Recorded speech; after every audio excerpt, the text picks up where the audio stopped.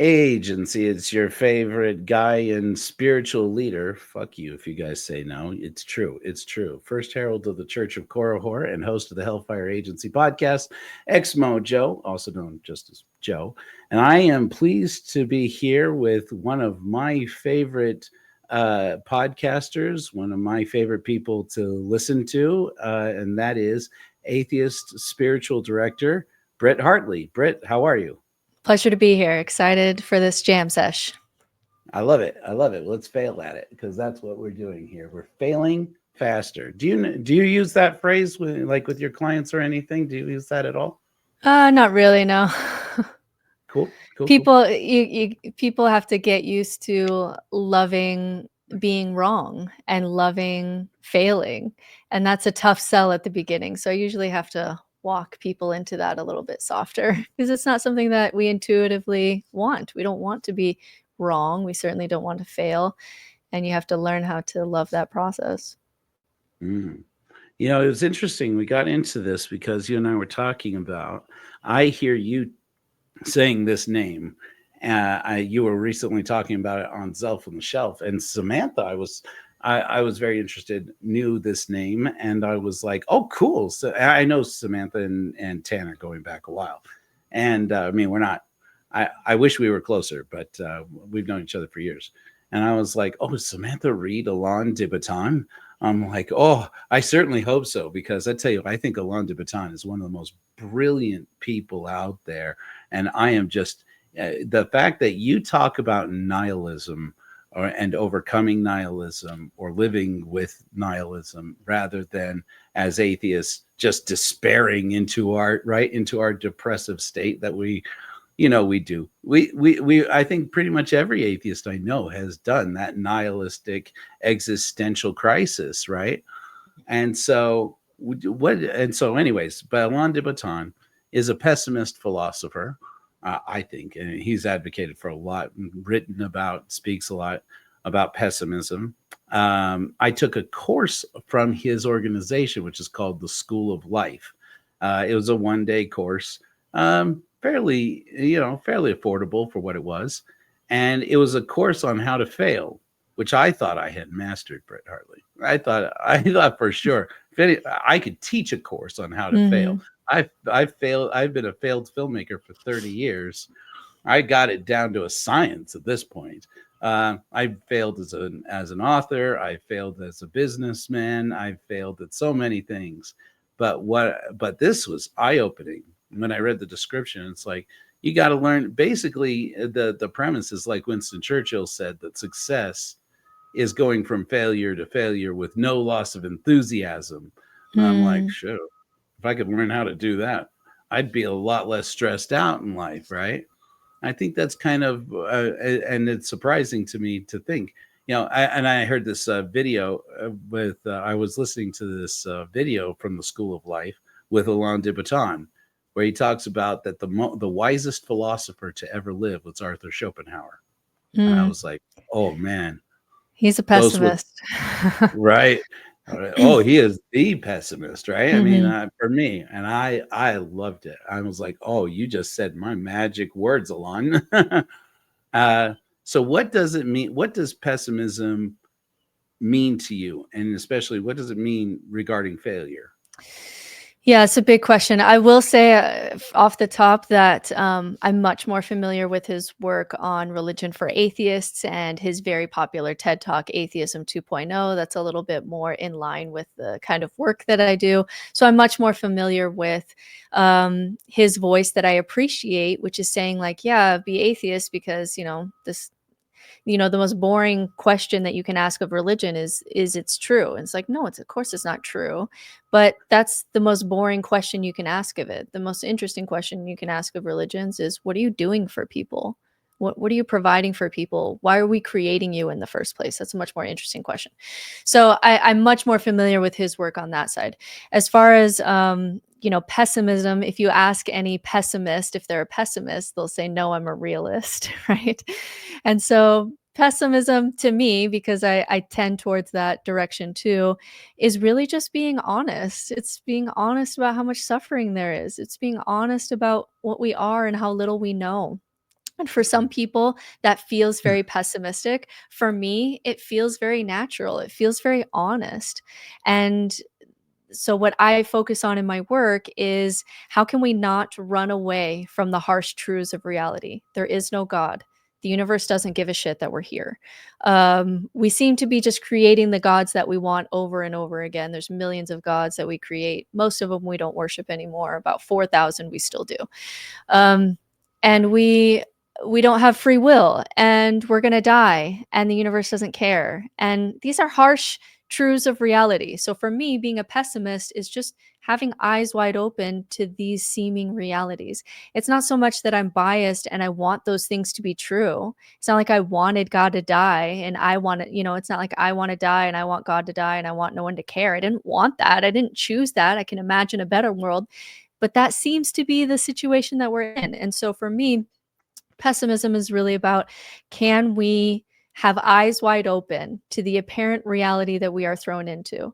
And can we actually build lives of meaning and purpose and awe and compassion and contemplation? And can we find ways to enjoy this ride enough that it's worth it to be alive? And as Camus says, he says how he starts every day is, should I kill myself or have a cup of coffee? And this is the kind of attitude that you get from pessimists, is that, can I build a life that can withstand the harsh truths of reality so that I don't tend towards suicide? Because if you don't have enough meaning and joy in the experience of life to match these harsh truths of reality, then you're going to be in numbing behaviors and suicidality and depression. And so that's the place I really like to dig into. It makes me happy to be there. Anytime that I can talk about this, people are like, why are you smiling? And it's like, because I'm finally talking about like what I see as real. Like this conversation to me, these things are much more real to me than like our pretended little games of optimism that just feel like saccharine candy to me. So from a pessimist, that's kind of how I look at things.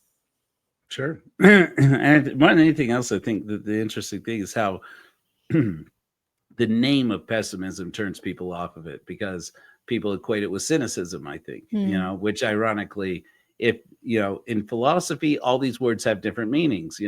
Pessimism isn't the way we use that word, the, glass half empty stuff. Mm-hmm. Right. And it's like, and cynicism isn't, the way we use it colloquially isn't the cynicism of philosophy, because and people I'm like, the most famous philosopher of cynicism, the most famous cynic in the history of the world, you already know, but you don't know him by that name, and that's Jesus of Nazareth. I mean, basically was Diogenes the cynic, basically repackaged, in my opinion. But Diogenes masturbated openly in the public square, which we don't have record of Jesus doing. So Diogenes still gets the ultimate cynic, I don't give a shit, that we haven't seen from other people. He still wins that title.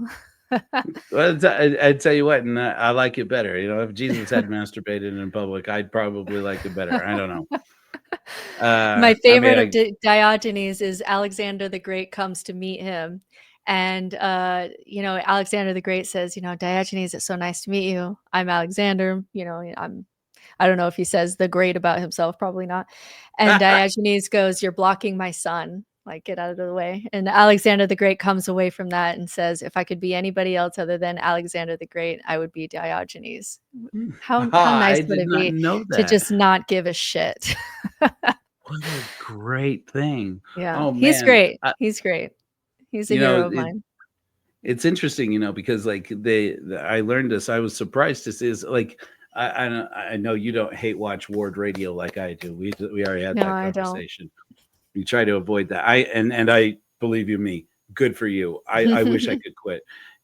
I'll just say this right now, Cardinellis, I wish I could quit you.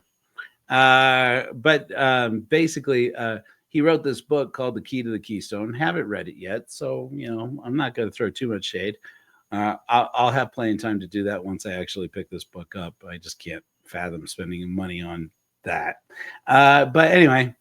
But he talks about, these writings of early Christianity, which is my passion. One of my favorite things. I love getting into the history of Christianity. As much as I dislike Christianity today, I love the history of Christianity in the first 5-6 centuries. It was so interesting learning about these people and what they actually believed. And one of them, one of the most famous writings people don't know about that got removed from the pre-Nicene New Testament. I have that book by Bob Price. It's over on the shelf. Where one of the interesting texts was a book called The Book of the Sayings of Jesus. And it was wildly popular, at least in some circles. I guess we don't know exactly how popular. But it was a popular book, popular enough that they considered it for inclusion in the Bible. And the reason why they didn't, we know, was because it was Diogenes. And it was almost word for word Diogenes. And they just took Diogenes out and put Jesus said in there, which was a thing Christians did. Oh my gosh, all the time back then. I mean, and so it was wild because it's like, well, who out there knows that that's what this, and I think it was, I don't know if it was Eusebius or if it was Saint Jerome, one of the compilers, who said every person educated in Greek philosophy is going to know that's not Jesus, that's Diogenes. So it's wild to me because like it's almost like how we can colloquially say like if my kid woke up late, Confucius says if you go to bed late, you're going to be tired when you wake up. And it almost, Jesus in the early church almost became like that, like some wise thing, some profound thing, and then it would just be attributed colloquially to Jesus. And so we can't track this. And people always say, oh, Jesus came to deliver this message. And I'm like, if he really wanted to deliver a message, he would have written something down. And he didn't. He was a radical homeless mystic. He didn't write anything down. The most interesting gospel to me is the Gospel of Thomas, which wasn't included, where they say, like, Jesus, what do we do for this like new religious approach that you're doing? And he just basically says, let's stop lying. Let's do that. Let's start there. Like, stop lying to yourself. Stop lying to other people. And there's just these really profound mystic statements about, when is the church, or when is the kingdom of God coming on the earth? And it's like, it's here, it's us, it's now, it's in you, Anyway, so there's lots of interesting, as an atheist, I still find Jesus as the, historical, radical, homeless mystic Jesus very interesting. And do I know what statements really came from him and don't know, but there was something compelling about the character, enough that people were talking about it, enough that people were attributing sayings to him. And that whole story, I could be an atheist all the day long, still an interesting story, still fascinating. Tells us a lot about human nature. It's true. It's very true. I've taken some heat for the fact that I said, sometimes I feel like the teachings of Jesus are kind of stupid, but that's because I'm only referring to the gospel teachings in the gospels we have in the Bible, which I don't think are among his best. And I really disagree with Jesus on quite a lot of things, that Jesus. But at the same time, it's like, again, I talk about this Key to the Keystone book. That's hopefully that's the last time I'll say that. I'll mention that book. But one of the books I called them out on one of their live broadcasts, I'm like, what do you have to say about the fact, because they did this whole thing about how the ascension of Isaiah is part of the lost teachings, contains the lost teachings of Isaiah that were brought back in the plain and precious truths of the Book of Mormon. And we know that the Nephites had the brass plates and so forth. And I was like, no, first of all. And I said, what do you have to say, Jonah Barnes, about the fact that the ascension of Isaiah is entirely a docetic work? And everybody in this, they're like, because I was typing it out in a super chat, and they're docetism. I'm like, docetism. And he's like, I know what the guy's talking about. I know what he's talking about. This is some clever guy who learned a $5 word and blah, blah, blah, blah, blah. And I'm like, okay, whatever. Yeah, I'm that a-hole.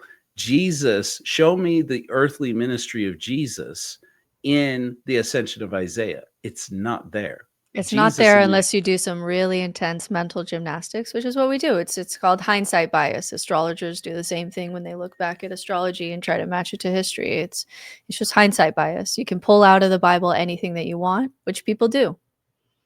which is interesting because if that's what you're doing, then you're really pulling out of the Bible you, which it's like, Mhm. can you be Mhm. aware that you are pulling you out of this and you don't need Mhm. the text to do it? I mean, if you, maybe you do, but wow, what a handicap to I have the do text.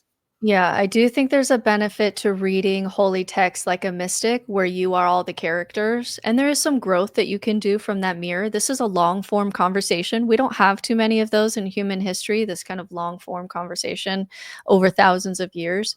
And so there's some mirrors there that you can work with that I think is helpful. But people don't read scripture that way. They find what they need based on their subconscious desires and subconscious fears, and then they say that they're the ones that they've figured out the message, they've figured it out. And it's mostly men, by the way. I would say I get an email every single day from a man who says, read my book or my treatise or my blog. I've figured out I figured out I've woven these biblical, symbolism and numerology together, and I've figured it out. I know the ultimate truth. And it's daily. It's daily that I get those messages. I've read a good amount of them. But they're all the same. And these are guys who just really at a deeper level, they want to be special. They really want to cling to something that they feel is solid, that gives them a lot of safety and security. And there's some personality things going on that is driving why they think that every other human in history is wrong, and their beliefs are wrong and deluded, and they're the only ones who have truly figured out the divine message that God's giving us in the scriptures. And it's so typical. I have so many of them by now, thousands and thousands of these things, only men. I've yet to receive one from a woman. And I'm just so tired of it. Like, I'm just so sick of it. The Yeah. absolute audacity, of just men who think that every person in the world is deceived. But God, you're so special in the universe that everybody else is wrong. And all of this suffering, millions of years of animal suffering, is so you, Joe Schmo, can, not you personally, whatever the guy is, can say, I figured it out. All of this suffering is for me so that I could figure out the ultimate truth. The audacity is just shocking to me, honestly. I can imagine. Man, I didn't expect that, but I should have. I mean, there's so much. I tell men as often as I can, because men need to have more conversations with other men about male toxicity Mm. and toxic masculinity. I mean, and I say you hear toxic masculinity and you only hear masculinity and think that toxic is describing masculinity Right, when right, right. most people who I know, and especially women who I know, who hate toxic masculinity, love masculinity, I real love masculinity. I love healthy masculinity. I'm in a 20-year marriage with a healthy masculine male that I benefit from, and there are feminine places that I can go to, especially as a mother, that are easier because of a healthy masculinity in my life, 100%. But also, I get a couple emails every day of some guy who's off on his own, jacking off on his own self superiority, telling me to read his little thing, that I don't know if they would email that to, like, men seem to also kind of demand my time in the way that women don't. Women will sign up for a coaching session and pay for it, and men just kind of expect that I kind of owe them their time because they're geniuses and brilliant, and they're God's gift to me, apparently. But it does get quite annoying. But you know I do value healthy masculinity in my life, which is why I can say, hey, this is really unhealthy behavior. And we see it a lot in religion, especially patriarchal religion, because this is how men's brains are built on this foundational idea that they're very special and that they're God's favorite little boy. And to grow up like that does something to your brain, and not always good. And you don't even realize it, really. Yeah, and I, you don't even realize it. I tell people, I was like, you know what, I was going to make a joke about the Korihor argument by Joe Rawlins, but I was going to make a joke about Joe Schmo Rawlins, but let's not do it. I actually got in hot water the other day. Let me see what you think about this. This is off topic a little bit, but see if you can see where I'm going with this. There was a TikTok hashtag that was ex-Mormon confessions, and it was just fun and cutesy. And ex-Mormon content creators would go on there and say, "Oh, I don't actually really drink alcohol or coffee," and it was just cute and it was fun. And so I did one, and one of the things that I said was that ex-Mormon men are often worse than Mormon men because it's all the patriarchy and repressed sexuality that you get from Mormon men, but without a filter that you have to act a certain way. And so when you talk to specifically ex-Mormon women who are in the dating pool, they're telling me there's articles about this. This is a very popular thing in ex-Mormon women forums, that ex-Mormon men are genuinely the worst people because you get the worst of patriarchy, but you're not getting benevolent patriarchy anymore. You're getting all of their patriarchy and sexual repression, but now with no filter, now you're getting dick pics, and there's this, and I was surprised that so many Mormon men said, "You're absolutely wrong about this. Every ex-Mormon man that I know is deconstructing patriarchy and they're getting better and they're a good person." And all these women are like, "No, you're not." Like, you guys are the worst. And then this like fight ensued in my comments. But anyway, what do you think about that? That, first of all, you may be the bravest person I have ever heard of, because to know that about ex-Mormon men and then go and say it where they will hear it, it can be downright dangerous, frankly. I know what it's like to be that guy, actually, to be that, to have that toxicity. And, I've had conversations with some ex-Mormon men. I'm like, I don't think we really realize all the time how there was aspect, we can complain about like, oh, the culture of the priesthood, oh, blah, blah, blah, blah. But let's be blunt. Didn't you love it? I kind of loved it. I loved it. I'm not ashamed to admit it now. I can come around to it. Like the fact that at 12 years old, someone said, this one, we got to start him on the path to the leadership. And I went, well, yes, of course. I am a deacon in this priesthood now. I loved it. And when I left the church, and when I left believing, when I realized that God wasn't real on my mission of all places, when I was finally ready to admit it to myself inwardly, I lost that, and it's like, there was a time period where it was I will tell you, I embodied all of that. I was angry at God. I was angry at women. I was angry at the church, and I was angry all around because it didn't have healthy ways to cope with grief. We talked a little bit about this before we started recording. Ever since then, I've been telling people I needed a funeral for God because my Heavenly Father died and nobody said anything, and I needed a way to get that anger out instead of just having it knocking around, poisoning everything. And that's, I think, the real harm of toxic masculinity. I tell people, I don't know. I think perhaps the group that's most hurt by toxic masculinity is boys and men. But then they, instead of dealing with it, because part of toxic masculinity is not being able to deal with it. It's not being able to handle the grief and the trauma and the pain. And so we externalize it. And it's like a never ending fountain. You externalize it, because it hurt us. Now we hurt everyone. We hurt the children. We hurt women. We hurt trans people. We hurt gay people. We hurt everyone. We start turning it out and turning it out and turning it out until we get it all out. Guess what? When you've got this inside of you turning against you, it never ends. You can keep going and keep going.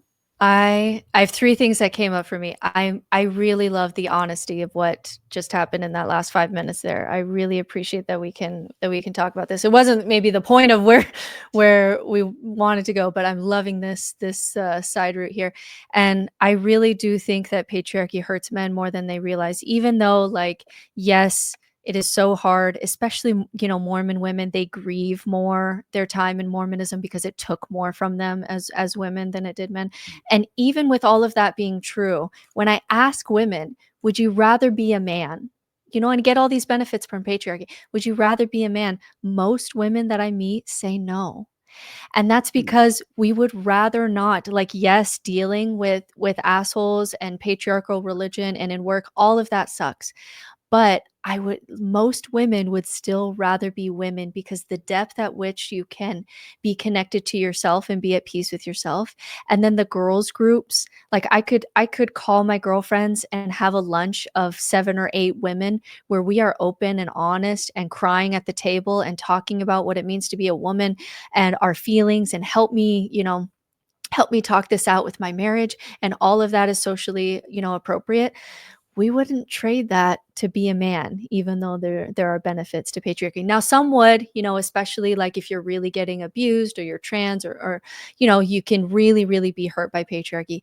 But most, at least in my work, when I talk with ex-Mormon women, even though there's a lot of grief by being hurt by patriarchy, we would still rather be a woman, because the idea of not having the tools to be able to know what's going on with you, and that playing that game of projecting and making everybody else miserable around you is just not something I would want to put up with as a woman. I have tools, I have people, I have social skills, I have emotional intelligence. That means that I don't really have to do that to that level. Um, Anyway, so yeah, with my clients, what I see is that men sometimes have guilt over their mission. I do get that. But women mourn more their time in Mormonism because of what it took for them. And men will sometimes miss it because there's not that social equivalent in kind of in just the world, the secular world in general, where men can gather and even cry in front of one another. If that's only socially appropriate at church, then sometimes it hurts men to leave when women are often empowered when they leave. So all of that to say, I'm a big fan. I'm just going to say this. I said it off the air. I'm a big fan of this idea of having a funeral for God, because God, for all of us, whatever your God was, when God dies, a lot of things God die with it. For me, meaning and purpose died with God. Ultimate truth, or this idea that I'm interacting with truth, died with God. My sense, my beliefs that I was going to live after I died with God. My sense of identity and who I was in community died with God. My marriage in some ways died when God died. And then also a parent died. Like a parent that I've been talking to since I was a little kid died. And then we're just supposed to, like, oh, why are ex-Mormons so angry and bitter? And it's like, the most important thing in my life just died. And I'm just supposed to, like, I can't even have a funeral for it. Like, I can't even grieve or be angry about it. Like, a parent just died. And so I'm a big fan. It's something that I do with my clients, is we'll actually plan the funeral for your God, and write out what God was, and have a bonfire and cry and be angry at the universe. For me, I needed to be angry that the universe could make me smart enough to ask these questions and not give me an answer. And I needed to swear and say fuck you to the universe. I needed to process that. So I don't know where I'm going now, but I loved your comments, and I love this idea of doing the inner work, especially as men, learning those skills for the first time to actually go through the grief, so you're not projecting all of that pain to people around you. Yeah, and especially men saying it to other men, because Right. Mhm. it shouldn't have to be that way, but it is. And It so is. Yeah. until it's improved, if men are only paying attention to men, then men have to be the ones to step up And and this is a say, good plug for healthy masculinity. Like, when my husband says we don't, like, I don't say things like that about my wife, or like I don't joke like that. When he says that, the amount of safety that I feel around him when he calls stuff like that out is just incredible to me as a woman. So that's a call out for how we need healthy masculinity, because it takes some power and some strength to say, like, we don't do that here. Or to even have the strength to take your mask off and say, I'm having a hard time. Do you mind? Can I take you out for a coffee? Can we talk? That takes an incredible amount of strength. So healthy masculinity is something that we definitely need in this world. mm. Yeah, I mean, and you were talking about this way. I was showing you this earlier. Maybe. I'll show it now. Yes, I am. Because I was talking to you about that. I had no idea you did funerals for God, but Absolutely. I've been working on this for a few weeks now. My directors at the Church of Korihor know, which is it's in plaster and still very rough. But it's basically, I call it the God Crucible, and I'm planning to do exactly that. We have a little ceremony where people will gather together, and this is a ceremony I call exoration. And you take this, pick it out carefully with gloves out of the fire, out of a little altar I've made, and then it's hollow on the inside, so you can put something in there, a sacrifice to burn. In my case, I'm planning to take on January 1st, once I cast this, because this is a plaster, this is not safe. So I'm going to cast this in cement, in Portland cement. And I'm planning to take my mission call signed by President Hinckley and destroy it, because it's like there's no reason for me to hang on to this thing. I realized it's only because of my grief for God that I've been hanging on to this document for all these years, which represents to me 2 of the darkest years of my life. Though I loved Peru, though I loved the Peruvian people, and I still do to this day, the 2 years I spent in there were the 2 years I came closest, probably in my whole life, to killing myself. And almost every day there were moments where I would just sit there and lay there and stare at the ceiling and think about going into the bathroom and ending it all. And no one was there for me. And the prayers, I talk about this in the Korihor argument, which, to all 24 of you who've read it, I appreciate that. You're the only ones who know this. No, I'm kidding. For those 2 years, there were so many times that I prayed and said, why in my darkest hour would you abandon me? And it's there that I had to come to the realization that, God's not existing. That either God abandoned me because he's a dick, and that doesn't make sense, or my Heavenly Father isn't real. And the person that I've been confiding in all this time is just me, which should be reassuring, but it wasn't. It was so disheartening. Yeah. It was so disheartening. I have to say, even though I'm skeptical of churches for atheists, because I've seen hundreds of them now, they usually last about 5 years, they die. And one of the things that they're often missing is rituals, because it's really hard to make rituals from scratch. And so I have to say, I am impressed with this Church of Korihor ritual. I think it's very profound. I think it's very sacred. And if I was in that circle, what I would put in, what sacrifice I would make is probably the scriptures, because for me, what the most painful part of God dying is that truth died with God. And when truth died with God, and I'm a truth seeker, then what the hell am I? And also, if truth was what I was looking for, that if I found the truth, I could order my life accordingly so that bad stuff didn't happen to me, so it was my safety, and there's no truth, what the hell, who am I, and what the hell do I do? And I was totally stuck in that space.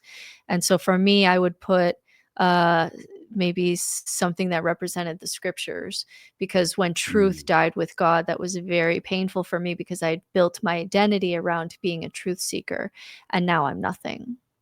And that was very hard. That was very, very hard and painful. And like you said, there was no there's atheist spaces where you can talk about how stupid religious people are, and maybe that's cathartic for some of that, but that's not all that we need to do. Like, atheist spaces sometimes aren't very compassionate for the fact that, hey, I didn't want God to die. Hey, I'm in pain. Hey, this hurts. Hey, I'm processing this. I have this Mormon brain that I don't even know how to make sense of anymore.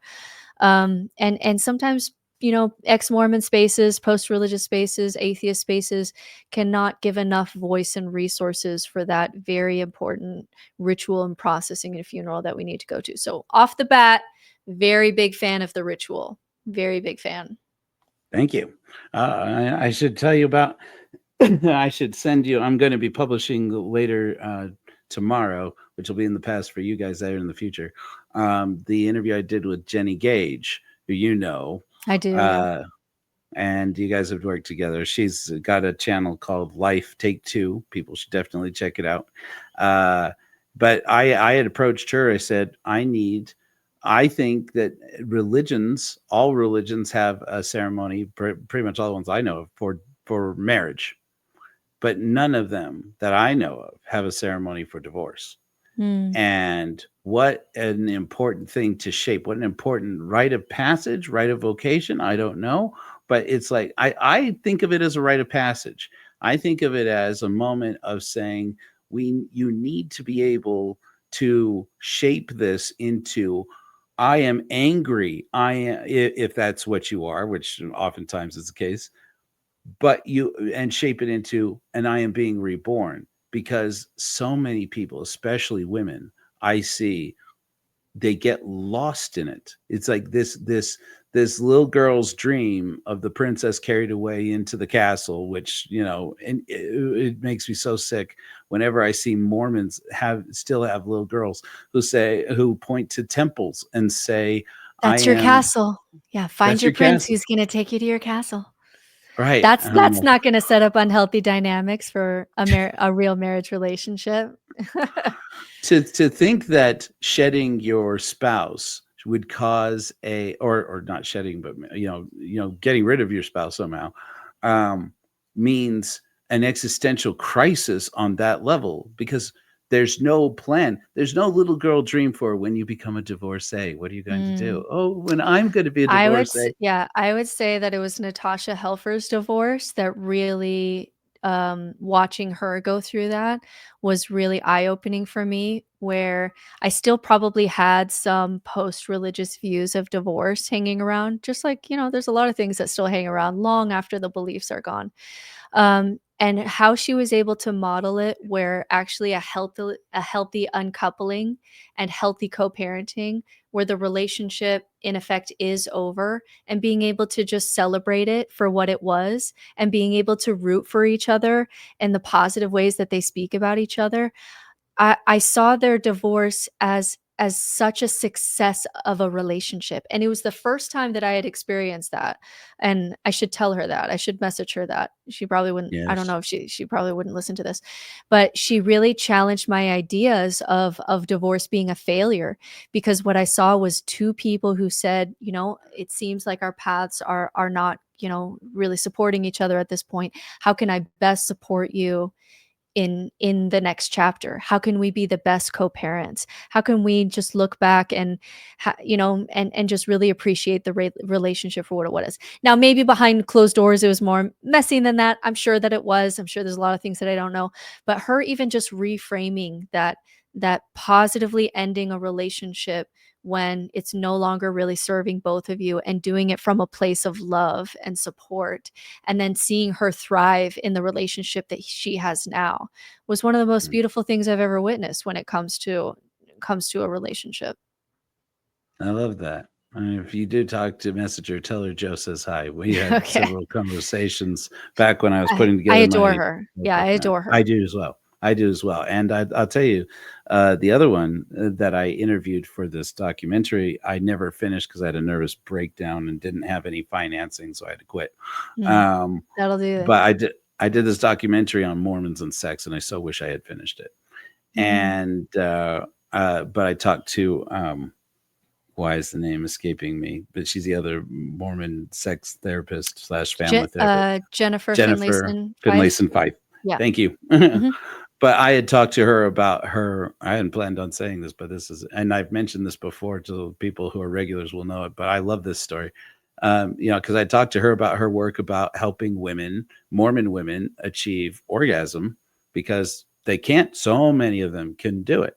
Mhm. And she said, and she told me what process she did, a religious process, frankly, of teaching these women to think about their anatomy, which most of these women, Mormon women, don't know their own anatomy. Well, most Mhm. women, frankly, don't really know their own anatomy in our culture and society, but Mormon women really We have no images of Mother in heaven, and then we're also told to be asexual until the moment that our husbands awaken our own sexuality to us, apparently. So, I mean, we're set up to fail in that way.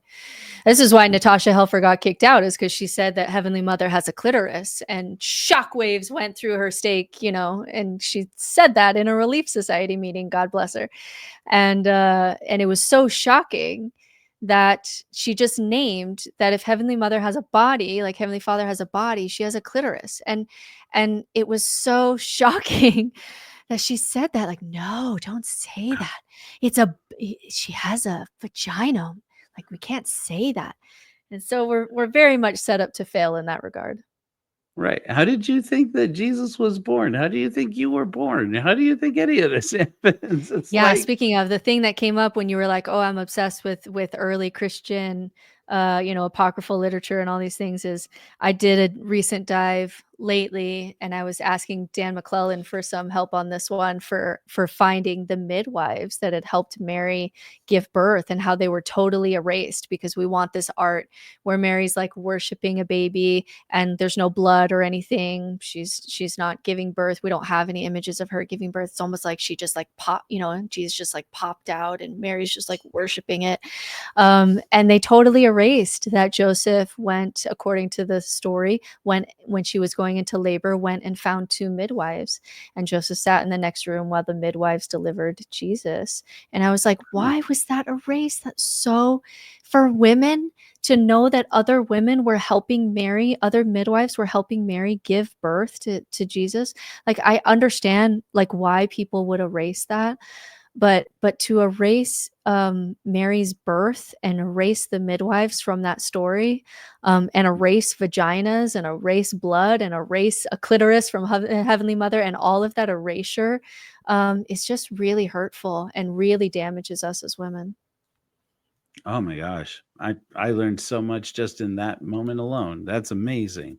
Um, is well, I was telling about Jennifer Finlayson Fife. Yeah. Similarly, she was telling me like she would ask women in sessions with their husbands, usually with their husbands there, and she would say, "Do you believe that Heavenly Father made your body with to after His own, modeled after His own?" Which is funny. She can't even really say I after know. Heavenly Mother. You Yeah. can't say Mary or whoever Heavenly Mothers are. Mormon theology, we probably all have different Heavenly Mothers. I think But that's one of the reasons why we don't talk about it. That reason right there, we don't want to advertise the fact that this celestial kingdom, you are, as a right, woman, you're going to be one of many, because that's not a great selling point, yeah, who was the at least woman for who called it? women. Or It the may be woman who for called it? men. The woman who named it Sad Mormon Heaven. Sad Yeah. Heaven. Hmm. Yeah. Well, she said, she said, do you believe that God makes everything in your body with a purpose? Yes. And she says, what's the purpose of a clitoris? Because for a man, and she tells, I have this footage, and I Hmm. wish I'd release this thing. Maybe one day I'll release it I on the think you should. podcast. Yeah. But she said for men, a penis has plenty of perfectly explainable explanations, right? And as I like to say, there was some evolutionary biologist who said, I think it was Dawkins actually said that, who puts the plumbing right through the amusement park? Yeah. And she says, but a clitoris has only one What? purpose. Hmm. And that is the way she said it. And I Hmm. said that to a woman who was an Mm. atheist, an Mm. ex-Mormon atheist woman. I'm like, oh my gosh, this woman, Jennifer Finlayson Fife, told me this, this amazing thing. And and I realized as I was explaining to her that she was crying. And I was Mm. like, did I say Mm. something bad? And she's like, that is so impactful and meaningful to me. She said, and I don't know why I'm crying. She's like, Mm. I'm an atheist. I don't believe any of this shit. And I'm like, and she's like, why am I crying? And I said, I don't know, but I'm very concerned. And I'm sorry if I hurt your feelings. She's like, no, it's cathartic. It's really good. Yeah. It feels good. And so I told Dr. Finlayson Fife, later, when I had another interview with her in person this time, because that was over the phone, and I said, I explained that to her, and she goes, "Oh yeah, her inner child is Mormon." And I Mhm. was like, "Wait, is that how that works?" And she's like, "Is that how what works?" I'm like, "Your inner child, like you have to talk to it in language that it knows?" She's like, "Yeah." And I'm like, "So my The inner child is Mormon. I have Yeah. to use language that it recognizes from church." And she's like, "Probably." And I'm like, "Oh shit. No wonder I don't do inner child work." For those who are I have to plug here, for those who are interested in inner child work, I do a class called Inner Child Work and Shadow Work that because it was coming up so much with clients, especially Mormon women clients. There isn't a single Mormon woman client that I've had where I haven't recommended inner child work and shadow work, because you have to repress so much. So shadow is the part of you that you don't want people to see. We start repressing that very young in Mormonism. But then also your inner child, and it's really powerful. The science that we're getting back on inner child work, because, I'm very science based, I'm very non woo in my approach to things. But when you take someone like a narcissist, and narcissists are very hard to work with in therapy, it's just very hard to get past those walls. And we found there's some studies that happened in Germany that we found that the most effect that we've ever had on a true narcissistic personality, not just someone like, oh, he's kind of narky. No, like a true narcissistic personality, was go back and heal the child who had to put on that personality to survive. And if you can talk to that child, you can start making headways in therapy. And it was really been the only thing scientifically where we are showing breakthroughs with narcissistic personality disorders. We have to go back and heal the wound of the child who's still operating in your brain. And if we can heal that, if we can address that, then we can actually have new options that we've never had before. Otherwise, you're just going to do what, your pattern always is, and you're not even going to know that you're doing it. Anyway, it's very powerful stuff. I have an entire course on it on my website, nononsensespirituality.com, if you want to do a deep dive into that space. It's really powerful stuff that I especially recommend for Mormons, because we're very put on your smile, and if by chance you meet a frown, do not let it stay. Quickly turn it upside down and smile that frown away. Like, from the time we're 3, we are repressing our shadow, our feelings, our voice, especially as women, our dreams. You just need to be a wife and a mother. We're repressing our sexuality. We need to be asexual until we're married. There's so much repression that you cannot even begin to build an authentic life, because you're going to need an inner compass and an inner voice for that, to know kind of how you want to build your authentic life. You can't even begin that until you actually wake up that voice that's been silenced for so long. Mm, my gosh, I had no idea you had a course like that. I need it. That's amazing. I'm so glad that you told me that. My gosh, I love that. Everybody should take that crap. um, cool. Well, let's talk about something real quickly, because you brought it up Yeah. from a moment ago, and that is this. Oh, what computer? Don't do that. Sorry. This book right here. Day. Yeah. I switched into Spanish.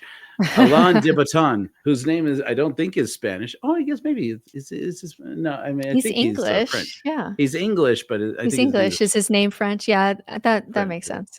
or Portuguese, maybe. I don't know. Alain de Botton, just spelled like that. You Mhm. can't read it, but that's you folks at home there.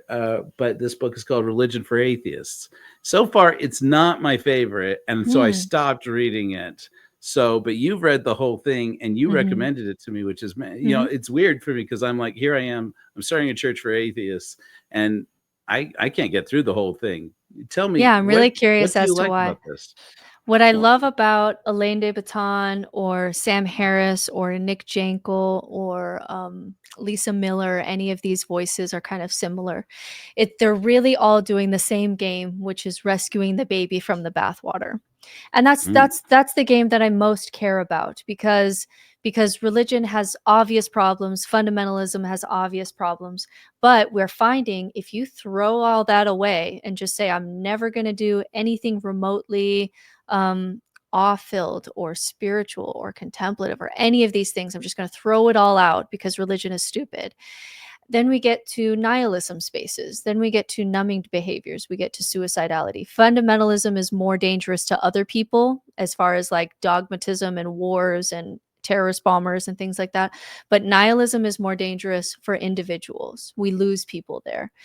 And so there's this place in the middle where you have enough meaning, purpose, ritual, community, love, awe, transcendence, all the, even in psychology, we just know that these are good things for your mental health. Even if you don't want to call it spirituality, you just want to call it spicy psychology, that's fine. We know that these things are good for you. And we know also that atheism by nature doesn't have any tools for this, has nothing to offer. If you ask atheism a question, technically, all atheism has to say is, I'm not convinced of theism, of a theistic God. When you ask atheism, how should I raise my children so that they avoid some of these behaviors that we're seeing with atheist teens who don't have enough of meaning and purpose and sacred in any of these things, and we're seeing some depression rates and anxiety rates and suicide rates and numbing behaviors. Spirituality is the best pill that we have for that for teens, and atheist children aren't getting a lot of that. And so really it's this game of how do we rescue out of this burning fire of religion that, that needs to stay first century, we need to let that go. How do we rescue out of that the treasures that we still need and that Gen Z still needs, especially with what we're seeing with rates of depression and anxiety? How do we rescue that? And so for me, Alain de Botton, especially, I like his TED Talk more than the book, his TED Talk Atheism 2.0, which is saying like, hey, guys, we got to do more than just Christopher Hitchens walk in a room and make people feel shitty about themselves and make people feel stupid. That's really fun. Like, it's a really fun game if you like that kind of game. But we've got to do more than that. We've got to do more than that. And so the example that he gives is that if you ask atheists if it's a good idea to go out on a starry night and consider your place in the universe and just lay down, maybe with a few people, maybe with a drink or two, and just talk about life and how crazy it is that we're just flying through space on this space rock. If you ask any atheist, is that a good thing to do? Would you like to do that? Every atheist you meet says yes, but there's not a single day on the calendar for atheists to gather, to have a drink, to look at the stars, to talk about life. And so because there's no day on the calendar, we just don't do it. We know it's good for you. We know we would probably like it. We know we would benefit from it. We just don't do it because it's just a lot. It seems to be human nature that without dogma and without a shared myth and without threat of hell, we just tend to instead watch Netflix and just sit on the couch. That's just that tends to be human nature. And so he's asking essentially more of atheism, that if we can't offer better than what religions are giving, then we're essentially throwing away the baby in the bathwater. And yeah, maybe we can feel smarter than other people because we can walk into a room and Christopher Hitchens people, but that only lasts so long. And kids aren't getting the benefits they need in order to thrive. And so what was the point of leaving religion if the kids suffer more outside of it? And I think that that's a more honest way to look at atheism, that yes, it can have a lot of moral high ground when it talks about things that religions do. But if we're not in secular society and as parents replacing the things that are good from religion, because religions, we co-evolved with religions because it's providing things that are good for us, then we're throwing too much of that baby out with the bathwater. And maybe the fear is maybe nihilism is actually going to be worse for people. Because there's a reason we're scared of death. There's a reason we're scared of meaninglessness. There's a reason that we evolved to create religions and gods. It's because those things are so scary and terrifying that we tend to kill ourselves when we have to actually face them because we don't have enough resources to deal with that. And so now there's almost this quiet conversation in atheism happening where it's like, yeah, there's no way I can go back to believing in God. I fully believe that it's bullshit. But there are many atheists that I meet who almost long to have the ignorance of religious people because they have community and sometimes they seem happier. And some of our reports, like from COVID, religious people fared better over COVID than atheists did. And so we have to talk about that honestly and not just get in our high horse about how religion is stupid. And I think Alain de Botton really does address that with his School of Life and and with some of his works. It's interesting. That's great. That's great that you mentioned that with Alain de Botton's School of Life, or whether we're talking about that, or we're talking about John Dehlin's Thrive, or whether we're talking about the Humanist Association. There have been a lot of attempts at atheist church, and I know all those would hate to be called that probably, but there's been a lot of attempts, like you mentioned, that I do feel, even if they are, still exist and financially sound, etc., did fail. They didn't create religion for atheists like Alain de Botton is projecting. And maybe School of Life is the closest that I know. Or maybe although I've never done Thrive, so I don't know. Maybe that's. But I'm looking at as from the Church of Korihor's perspective. And I'm looking at, I said to one of my founders on on the first podcast I did on this subject, I said, you know how we're going to do this, Nate? We're going to fail. I said, we're just going to lean into that, because human endeavors fail right off the bat. When you try them first time, very rarely does anything work right away. We're going to fail, but we're going to fail faster. We're going to fail and fail and fail and fail and do it faster until we either figure out every wrong way to do what we've set out to do, or by some combination of privilege, genius, and or probably a hell of a lot of luck, we stumble upon, nobody knew we were supposed to do this. And I said, part of it is going to be going to experts, getting people who know what they're doing, who've done this before, and listen to them to see what they're saying. So, but and that's why I have to have conversations like this, because I just heard something from you that was so profound. You said there's no day on the calendar. You're the second person to mention this to me, and that it hits me, and it absorbs, and then I forget about it, or because I'm not thinking constantly about it. But that's like, Liturgical calendars, very good. Yeah, you need saints. You need Christopher Hitchens Day. Yeah, you need sacred holidays. So here's my. I do have to leave, and I have a client at noon. So here's my challenge to you, essentially. Okay. I love the idea of failing faster and just doing it. It almost sounds like the myth of Sisyphus. Like, you want to push, even if it's ultimately meaningless. You found a rock that you want to push up a hill, even if you continue to fail. It's a worthy project that you feel called to take, and I love that. The problem that we're running against, as I talk to Thrive and Oasis, and honestly, I've probably watched over 100 now atheist style churches of people who just say, why can't we just have the good stuff of church and leave all the bullshit? And I even, I'm in talks with I'm really concerned about this problem. I really spend a lot of time thinking about it. And what we're finding is that we have never had, ever in human history, communities that don't have a shared myth. And it may be the problem that I think you're going to run up against is that without a shared myth, it will fail in ways that you cannot resurrect, because it may be human nature that we cannot do things, we cannot organize without shared myths. It's really never been done. The best that we have found from Thrive, from UU, from any of these things, and this is something John Dehlen agrees with me on, as I've watched Thrive try to fill this hole, is that the best you can do is provide a landing platform, whether that be online or in person, usually at someone's house. It's not going to be a building. To get buildings, you have to have resources. To have resources, you have to have dogma. So if you don't have dogma, you don't have a shared myth, you're never going to have a building. You're certainly never going to have two buildings. And then the best you can do is provide a landing platform of trauma bonding and rituals and shared values to allow people to find people. And then you have essentially people building their own individual communities. So my community consists of an ex-Mormon group that I started here that is now very quiet, if not almost dead, because it's done its 10-year. Usually these things don't last more than 10 years. We're coming up on that. But from that group, I found my best friends. And now my best friends are very much a part of my life.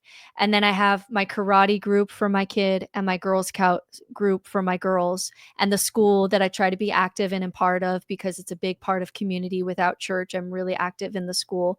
And I essentially cobbled together an individualized to my family community, to the point that when my daughter fell out of the window, I had casseroles and I had DoorDash and I had babysitters. I had a fully functioning Mormon ward essentially that I had created of various people from various things that I've cobbled together.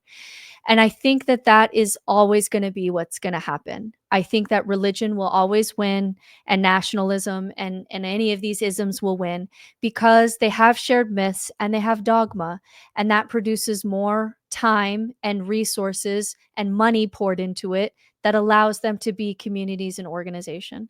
If you don't have that, if you don't have dogma and shared myths, you're never going to get resources, you're never going to get money. And so all you can do is, there can be one person who cares about this, like you or me, provide a platform and provide people with tools and other people to help them cobble together their own individual communities.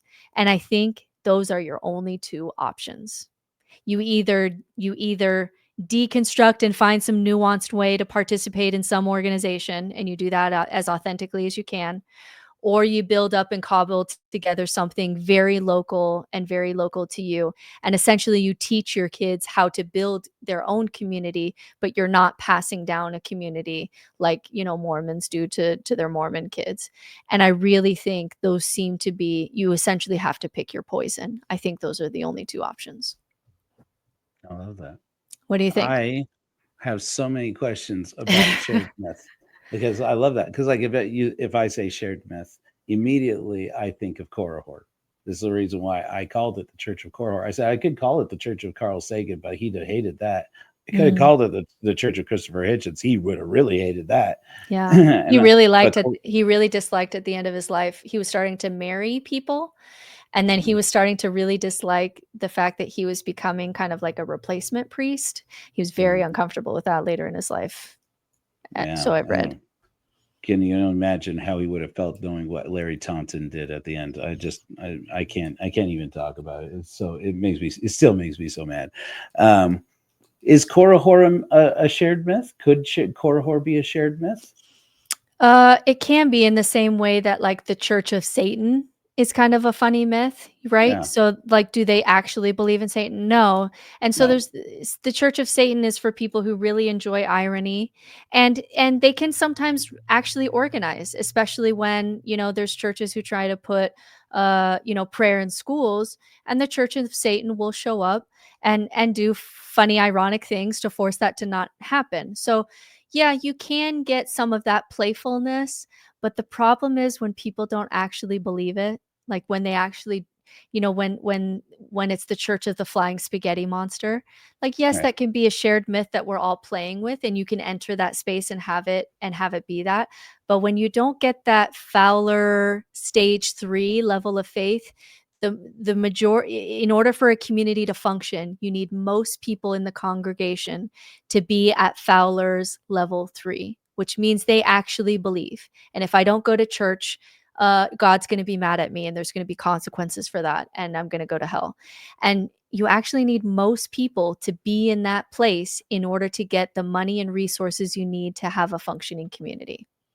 And so if most people know that it's playful, then you can do a kind of a mystic thing. This is why mystic traditions never have buildings and religions.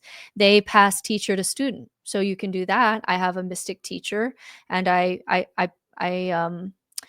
I meet with him from time to time. He's from the Sufi tradition. It's my access to mysticism. But there's no building. There's no manuals. There's none of that. All the best that they can do, that they've figured out, is, hey, we can only continue this just teacher to student, and it's just going to be individual. So I really don't think without shared myths that people actually believe in, not just in a playful way, but actually believe in, I don't think you can ever get a building. Like a community that has a building, and it has a preschool, like a secular preschool, and it has, it's doing things in the community. I don't think you ever get that unless most people actually believe the myth. Gotcha. I like that. That's the challenge. That's the challenge in front of you. You just laid it out for me exactly how to avoid some failure and maybe the biggest failure at all. Because like nobody knows this like you do. And so I had no idea. So I am so glad we had this conversation. I do want to be respectful of your time and your clients. I am so grateful to you, Britt Hartley, for being on the program today and for sharing this wisdom with me. I feel like I learned so much from you. I feel like we will all benefit from it. And please tell us how we can support your work and benefit from your work. Sure. So my website's no-nonsense-spirituality.com. I have a lot of courses on there: deconstruction, spiritual reconstruction, nihilism, death, inner child work, shadow work, essentially the things that I'm doing with clients. I eventually tried to put into a course that would be helpful for people.